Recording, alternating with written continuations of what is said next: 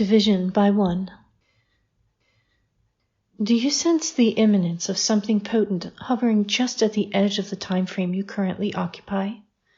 While it may seem that an incursion of some sort is about to pierce your bubble, gather your senses and soften your gaze. Doing so won't weaken your defenses.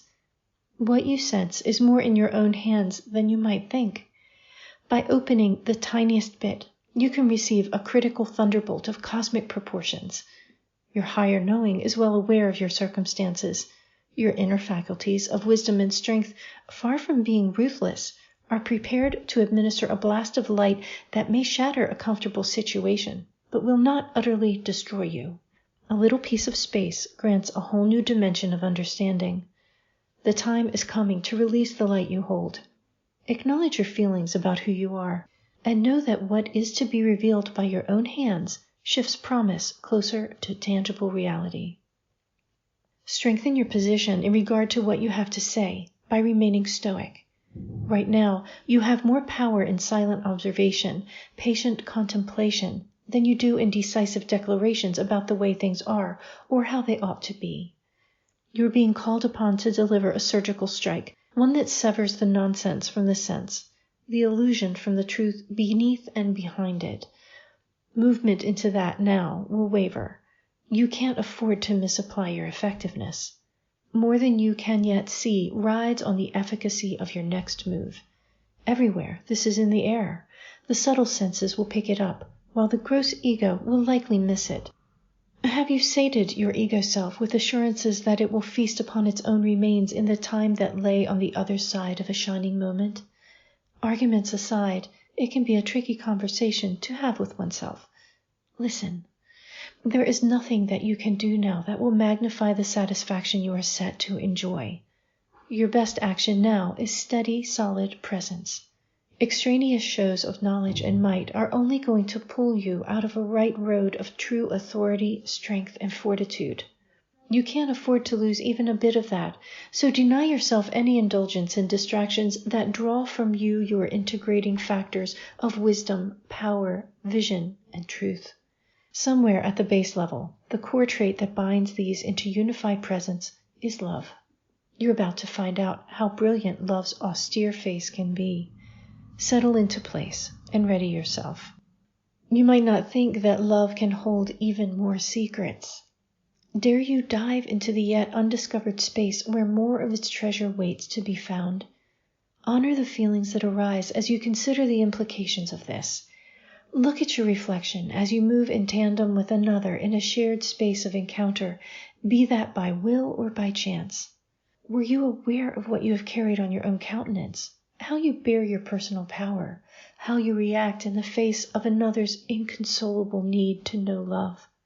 At the fundamental level of all things is the desire for recognition. How easy it is to relinquish the capacity to recognize in oneself the attributes sought, admired, celebrated in another. Here lay the mystery of one. Within the higher realms of being, there is no other, but within the distillation of sound and light, the reflection of self takes on appearances at odds with reconciliation. Your higher nature, that guiding aspect of self, lingers at the edge of material reality perhaps, but the focused influx of love it offers never ceases to flow. Capture it, and know that what it pretends serves to cleave what has not yet learned to stand in its own merit from that to which it clings in fear. See the fear for what it is, however it reveals itself, and call it by name, that it too can be recognized. The time has come for the being to grow.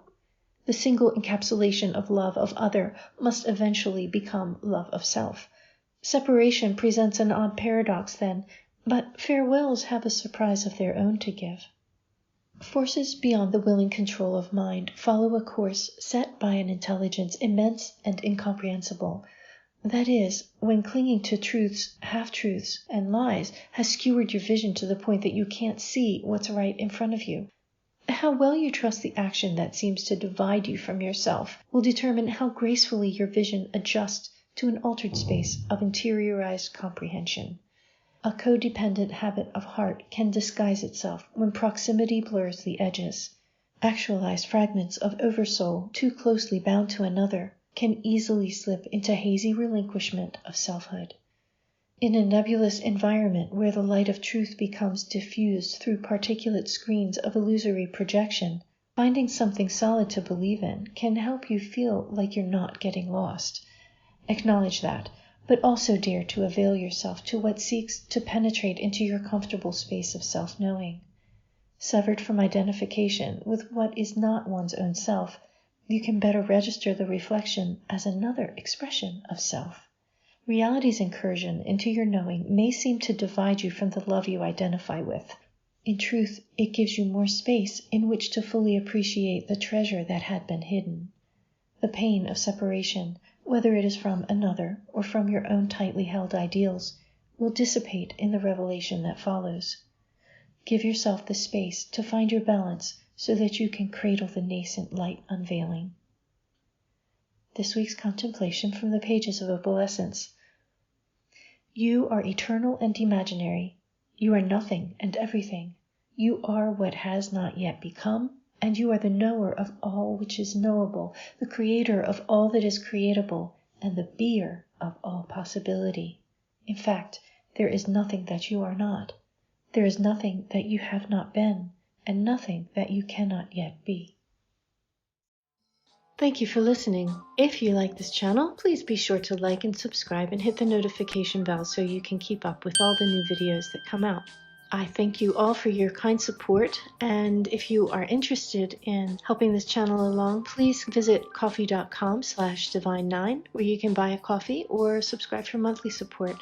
Everything's greatly appreciated and helps extend the mission of the League of Light. Please visit me at ninespath.com and explore all of the books and videos and writings and drawings that the League of Light has transmitted through me, and be ready to change your world. Until next time, have a great week.